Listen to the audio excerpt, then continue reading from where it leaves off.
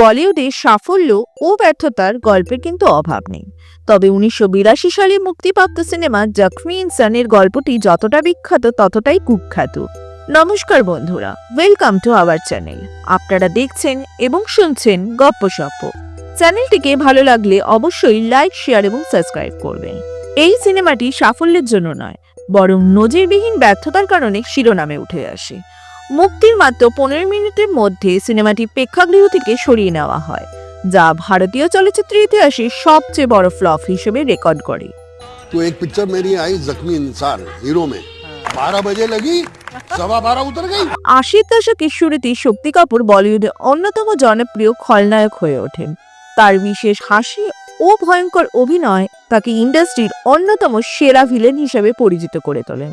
তবে অনেক অভিনেতার মতো শক্তি কাপুরও কিন্তু চেয়েছিল হিরো হিসেবে নিজেকে প্রতিষ্ঠিত করতে। জখমি ইনসান ছবির অফার আসতেই কাপুর মনে করেছিলেন এটি তার কেরিয়ারে মোড় এবার ঘুরিয়ে দেবে। দীপক বলরাজ বিজয় পরিচালিত এই ছবিতে তার সঙ্গে অভিনয় করেছিলেন জাভেদ খান, রীতা ভাদুরী ও অরুণা ইরানি।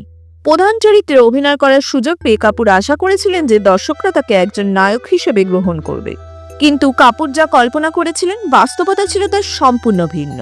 ছবিটি মুক্তির দিনই প্রেক্ষাগৃহে দর্শকদের টানতে ব্যর্থ হয়। মাত্র 15 মিনিট প্রদর্শনের পর সিনেমাটি থিয়েটার থেকে সরিয়ে নেওয়া হয়। এটি বলিউডের ইতিহাসে সবচেয়ে দ্রুত সরিয়ে নেওয়া সিনেমার রেকর্ড করে। ये रिलीज होने के बाद मैं सबके ऑफिस में जाके उनको पाँव को पड़ा, माफ कर दो, ये गलती तो भगवान भी माफ कर देता। আমি সবাইকে বলেছিলাম যে আমি আর খলনায়কের চরিত্র করব না, কারণ আমি এখন হিরো। কিন্তু ছবির মুক্তির পর আমি আবার তাদের কাছে গিয়ে অনুরোধ করেছিলাম যেন আমাকে খলনায়কের চরিত্র দেওয়া হয়। এই সিনেমাটি সবাইকে জখম করে দিয়েছিল, প্রযোজক, পরিচালক, এমনকি দর্শকদেরও। प्रोड्यूसर जख्मी,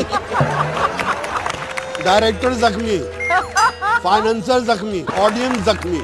এই ব্যর্থতা শক্তি কাপুরের হিরো হওয়ার স্বপ্নকে একেবারে শেষ করে দেয়। তিনি আর কখনো প্রধান চরিত্রে অভিনয়ও করেননি।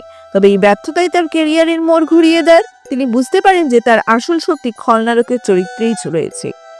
और नजदीक आता जाऊंगा और नजदीक और ফিরে এসে তিনি আরো শক্তিশালী পারফরমেন্স দেন। পরবর্তী 3 দশকে বলিউডের অন্যতম জনপ্রিয় খলনায়ক ও কমেডি অভিনেতা হয়ে ওঠেন তিনি।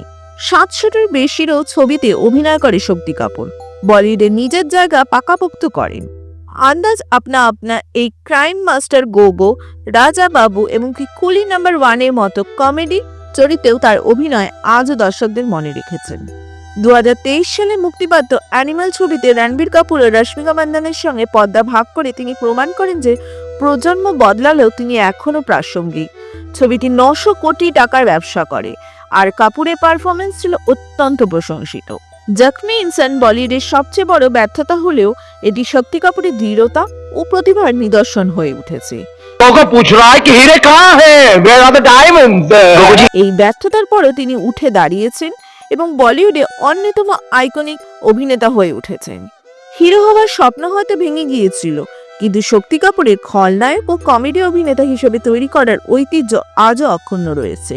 এই গল্প প্রমাণ করে যে ব্যর্থতা কখনো শেষ নয়, বরং সাফল্যের একটি সূচনা মাত্র। ধন্যবাদ।